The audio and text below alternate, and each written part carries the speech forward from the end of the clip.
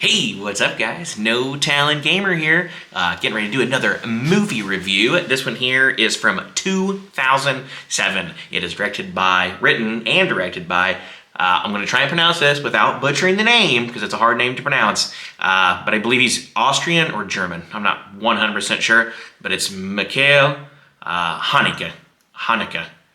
Yeah, Michael Haneke, something like that. It's good enough. However, this movie is titled Funny Games. Yes, like I said, came out in 2007, and when I say came out in 2007, I mean 2007 in the United States. This is actually a shot-for-shot film by the same director and same screenplay. Everything is literally like shot for shot, but his first one was in German or an Austrian film, but I want to say it's in German. But yes, same writer, same director, the Michael Haneke. And this is the trailer for the 2007 version. Check this one out.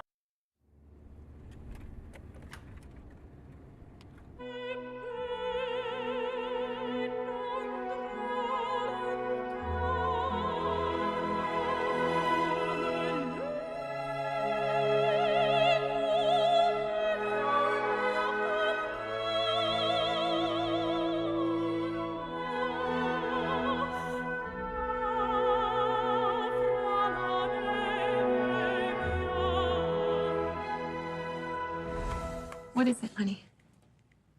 There's someone here. Hello? Sorry to disturb you. I'm staying next door. Please, come in. Wow, that's a really great set of clubs. Mr. Farber. What? You want to call someone? An ambulance? Or the police? Why are you doing this? Have a seat, please. I'm Paul. We're gonna make a bet now. You bet that you'll be alive tomorrow at 9 o'clock, and we bet that you'll be dead. Eeny, meeny, miny, mo. Catch the tiger by the toe. If he hollers, let him go. Eeny, meeny, miny, mo.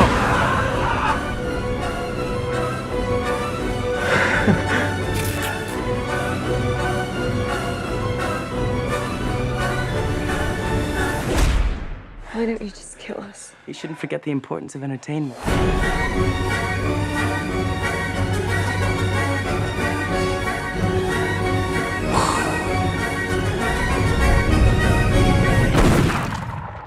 You shouldn't have done that, Anne.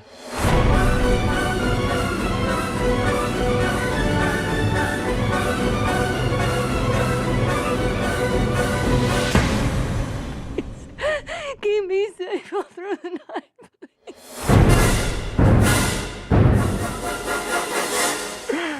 That's awesome, really. Really. All right, I hope you guys liked that trailer. Like I said, that was the trailer for the Funny Games 2007, and I absolutely love that trailer. I think it's one of my favorites. I can literally watch that trailer 20 times a day, no problem. I like the song, The Hall of the Mountain King. I like that in the background. I like the way the trailer shot. Lets you know what you're kind of getting into. Horror, I mean, yes, you can really call it horror, but it's a home invasion horror suspense. It's more suspense than anything, but it does have horror elements, of course. So we'll get into that later. Like I said, this movie also stars Naomi Watts, Tim Roth, Michael Pitt, which Michael Pitt was one of the guys in Boardwalk Empire. So yeah, he's in it as well, and Brady Corbett. Am I pronouncing that right? Let me see if I got that right. Yeah, I'm just gonna say Corbett, but yeah, and also the kid. And we'll talk about the kid and the cast later. I just want to get the introductions out of the way. His name is Devin Gearhart. Yes, playing Georgie, the son, and we'll get into how I thought he did on his role and all the other actors and all that stuff. But like I said, this is a 2007 shot for shot of Michael Haneke's film with the same title and everything from 1997, so 10 years later. But like I said, that one was shot in Austria, but the language is German. All right, let's start from the top. As you can see in the beginning of the trailer, this is exactly how the movie begins. They're driving along in a car, Eli Roth, Naomi Watts, and their son, Georgie.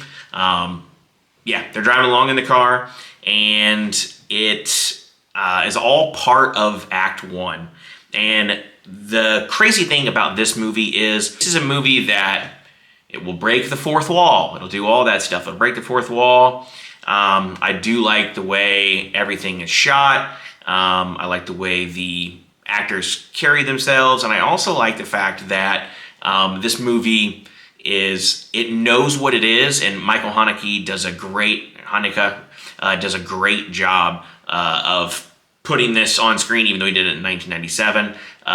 The reason it was remade in 2007 was because Michael Haneke, sorry, it's going to be going back and forth. Which is it, dude? And he brought this film over because it is definitely geared towards the American cinema, the home invasion movies, the horror-esque movies, the thriller, movies like that. But it definitely was more geared towards the American side. So that's why he redid it and all that stuff and brought it to us in 2007, which I really, really do like this movie. Like I said, it's almost like I want to say satire. It's a satire of horror, suspense, thriller movies. In Act 1, essentially, okay? We'll talk about Act 1. In Act 1, you see the family driving along, and they're listening to some classical music, and it changes it up, and it gives you kind of like a not hard rock, but like almost like screamo music, which I thought was really cool. It's almost the same way, if anybody here has seen The Cabin in the Woods, the kind of way they do that, where it's the characters are driving along in their golf cart, and then all of a sudden this death metal screamo comes on, and it's just kind of takes you by surprise. Like, whoa, geez. So yeah, that's one of the things I like about this movie. It definitely will catch you off guard. That's what I absolutely love about this movie. But we'll go ahead and break down even more. Like I said, family's driving along. This is all in Act 1. And essentially, in my opinion, the Michael Haneke is essentially nothing happens. We're literally just going through the motions of how all these movies start, all these home invasion movies, horror movies.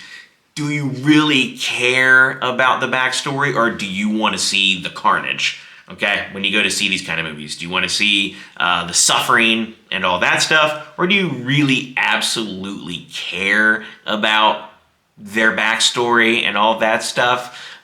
Me, personally, I don't feel like that's what people who love these thriller horror movies go for, is the on-screen, like torture and things like that.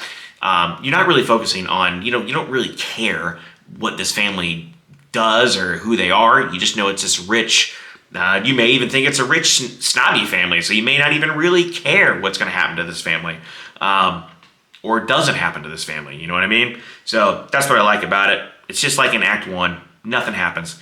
They're showing you, they're doing a few, foreshadowing things and what have you. The actions don't really do anything for the story, essentially. That's what I like about this movie. And most times they'll do, even in other movies, you'll see it, crowbar offset or some kind of crazy like torture thing, or like a metal weapon of some sorts. You see that stuff, and the director is kind of showing that to you, pretty much foreshadowing. You're like, oh, that's a knife. You know what I mean? It's a horror movie. That's definitely going to be used later on. No different in this movie. Does the exact same thing. It does it's all in the beginning in Act 1, does the foreshadowing, which I really, really enjoy. So I do like that. Let's talk about the people that are actually doing the home invasion, played by Michael Pitt and Brady Corbet.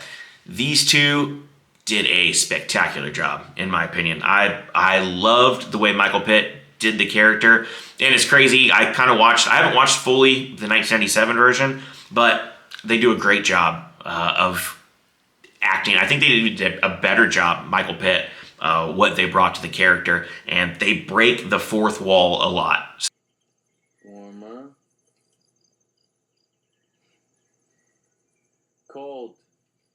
So if it's a movie that you don't like where they break the fourth wall, and that's not your cup of tea, not meta as they call it. But yeah, so if you don't like that, you're probably not gonna like this movie very much because it does it a couple times, and it's essentially it's all within reason. You know what I mean? It needed to be done, and that's what Michael Haneke brings to the film with his writing and stuff like that.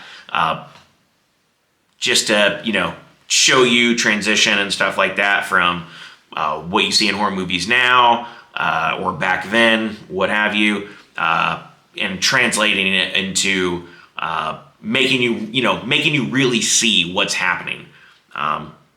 That's pretty much what this movie is literally all about. So if that's not your cup of tea, you're not gonna like this movie. They break the fourth wall a lot. The killers give us a bunch of pretty much generic reasons why they're doing what they are doing. Do we really care what they're doing or why they are doing it? Do we really care about that? Or do we want to see the home invasion, the suspense, the horror start? Do we want to see that instead? So, like I said, break the fourth wall. Killers give us a bunch of generic reasons why they're doing what they're doing. But if we're going to go, do we really care why killers are doing what they do? Is that what we go for? Do we really want to see their motivation, or do we just want to see the blood and the horror and the suspense, or is that what we really care about? You got to ask yourself pretty much when you're watching this movie. It makes you ask a lot of questions, and I suggest whenever you do watch the movie, if you do watch it, please check it out. Watch some videos explaining everything on what he was trying to do. I think there's a ton of videos online explaining everything, and I think it does a really good job, and it opens up your eyes. This movie is, like I said, one of a kind. I am a huge fan. I wish a lot more people saw it, but I really don't think too many people saw it, unfortunately. But yeah. So, like I said, breaking the fourth wall, Michael Pitt, Brady Corbet do a fantastic job. Michael Pitt's kind of like the leader of the two for the home invasion. Naomi Watts does a great job. Tim Roth does a great job. Even the boy, Georgie, essentially, he does a fantastic job. Like his acting, I was just like, there's some scenes in there where he has some one-on-one time with Michael Pitt's character. That was like, ooh, kind of gives you shivers down your spines. Like it's pretty crazy. So, but like I said, you got to watch the movie, check that part out. Another thing to talk about is what else do you want to see in horror movies? You know what I mean? What else do you see? If it's a rated R film, which this one is, most of us guys, especially dudes, you know what I mean? Dudes, we want to maybe see some nudity. You know what I mean? See some nudity. That's what we kind of want to see in these horror movies. These girls wearing the skimpy stuff and stuff like that. There's really not girls wearing skimpy stuff like that in this movie. It's pretty much just Naomi Watts. And what I really like is a lot of everything that happens is going to happen off screen, or they're not going to show you everything, especially in the nudity scenes. You're in the back of your mind. They eventually make her undress in the movie, and you're like, okay, we're going to see some stuff. And the director doesn't give it to you. Naomi goes just about here, and that's it. That's all you can see. And he does that with pretty much the entire movie. Most of the action will happen off screen, and there are reasons for why he does that. And like I said, watch some videos afterwards explaining everything that's happening, and you'll see why he's doing it the way he did it. The nudity scene, it's pretty much another trope we're all waiting for, but it never focuses on showing, like I said, her breasts or anything like that. So we don't see it. I really like the way they handle that and all the other suspense stuff. I think they did a good job. There is maybe one scene in the movie where you see the action happen and the director kind of does some stuff to you, which you may or may not like. There are some things that the director does where you're kind of like expecting one thing and it doesn't really happen. You may not like that. So if that's not your cup of tea, you're probably not going to enjoy this movie. Like I said, and one of the coolest things is that I want to talk about is the way the bad guys call the audience out. they call the audience out. You know what I mean? So they're pretty much asking, and I don't know if you see it in the trailer or not, but they're pretty much asking you if you think the family will survive during these quote unquote funny games that they're playing. Will the family make it through the night? They pretty much make this bet with the main characters, pretty much challenging them. If you guys make it to the 24 hours, you make it till the sun comes up, we'll let you guys live. And that's what's so great about this movie. The bad guys call the audience out. They're asking you if you think the family will survive. Typically, and I don't know about you, but I typically think to myself, who is going to die and who's going to live? Don't you do that in the movies? You see certain characters, maybe the funny guy, you're like, okay, well, the funny guy's definitely going to die. You make those, conscientiously making those thoughts in your head, and it does a great job of showing that. Like I said, just a great movie, the way they do those things. Pretty much in all horror movies, I feel like that, you are thinking to yourself, hey, is this guy going to survive? This person's definitely not going to survive. Is there going to be a female, the final girl, so to speak? You'll probably make those bets in your head, and like I said, it does a great job. The actors, the bad guys, call it out in the movie. So great. So good.